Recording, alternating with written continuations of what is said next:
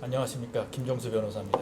알고리즘으로 소개해드릴 내용은 지역주택조합과 관련한 상담 사례가 되겠습니다. 근데 이게 요즘에 그 지역주택조합 관련해가지고 최근에 조금 생기는 문제더라고요.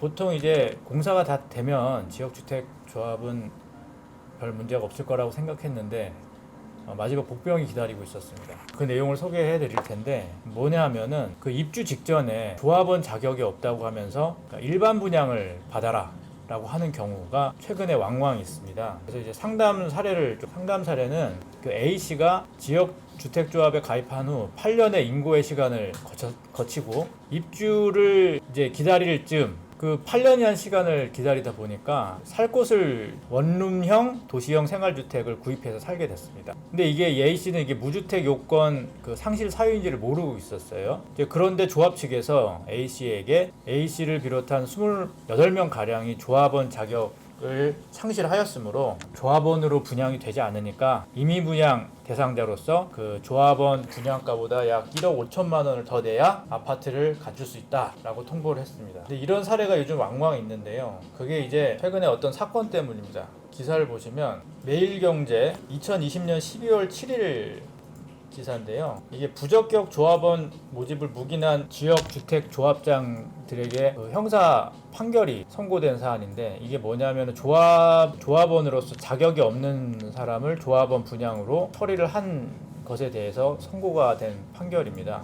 이런 이제 형사 판결이 있다 보니까 다른 조합에서도 집행부가 그 형사처벌을 받을까봐 조합원들을 상대로 임의적으로 조합원 자격 여부를 이제 심사를 쭉 해서 유주택자나 뭐 이런 분들을 상대로 조합원 분양을 할 수 없다 통보하는 이런 사례가 빈번하고 있는 것으로 보입니다. 근데 이게 어쨌든 조합 입장에서 그러한 이제 행위를 하는 것은 법률 규정에 비춰보면은 어찌 보면은 타당한 얘기일 수 있습니다.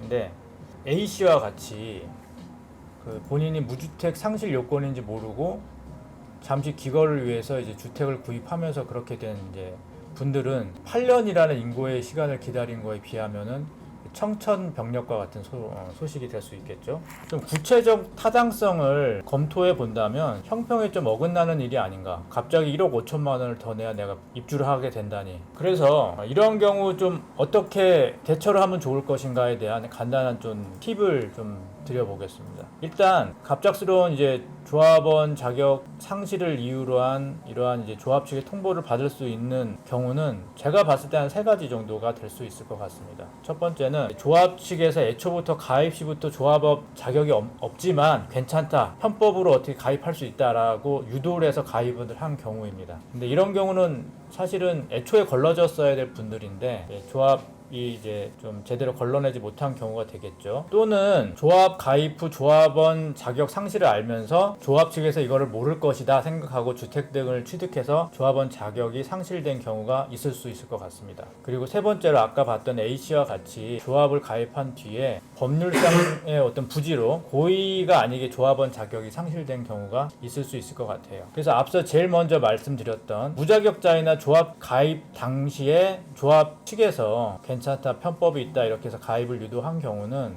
사실 그러한 사정들을 주장을 해서 조합비를 모두 반환받고 탈퇴하는 쪽으로 방향 설정하는 게 좋아 보입니다. 어쨌든 조합원 자격을 애초부터 갖춘 바가 없기 때문에 그러한 조합 측의 기망 등을 이유로 탈퇴하고 납부했던 조합비를 반환받는 쪽으로 하는 것이 순리인 것 같고요. 아까 말씀드렸던 두 번째, 그러니까 조합 측에서 모를 것이다 이렇게 생각하고 한 경우는 좀 보호의 여지는 좀 적어 보인다. 그리고 이제 마지막 세 번째가 이게 실제적으로는 참 종이 한 장 차이예요. 이 모를 거라고 생각하면서 취득한 사람과 법률의 부지로 고의가 아니게 조합원 자격이 상실된 경우는 참 종이 한 장 차이인데 제가 봤을 때는 적어도 갑자기 1억 5천만 원을 더 내고 입주를 해라라는 것은 그 임의세대 분양가 책정이나 이런 형평성의 문제를 좀 제기할 필요는 있어 보입니다. 그래서 이런 세 번째 경우에 이를 좀 어떻게 해결할 것인가에 관한 팁을 좀 드린다면은 첫 번째는 그 처분금지 가처분 등을 통해서 분양 예정인 해당 호실의 처분을 일단 막아놓을 필요가 있습니다. 이게 다른 뭐 조합원이나 다른 뭐 임의분양이든 뭐가 됐든 분양이 돼버리면은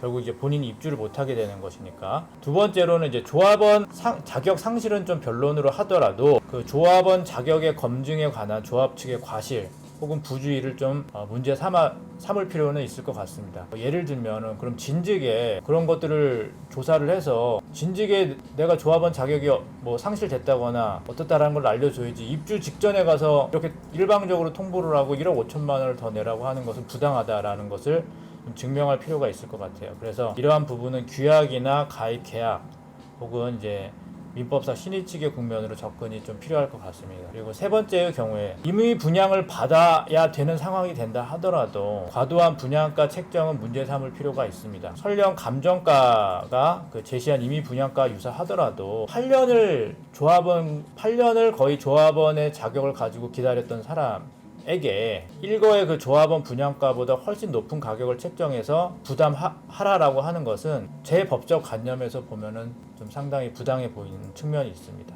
그래서 이렇게 이제 추가로 지출해야 될 금액이 생기는 부분에 관해서는 공평의 관점이나 이런 점에서 좀 이를 부담을 낮추는 방법을 강구해 보는 것이 필요해 보입니다.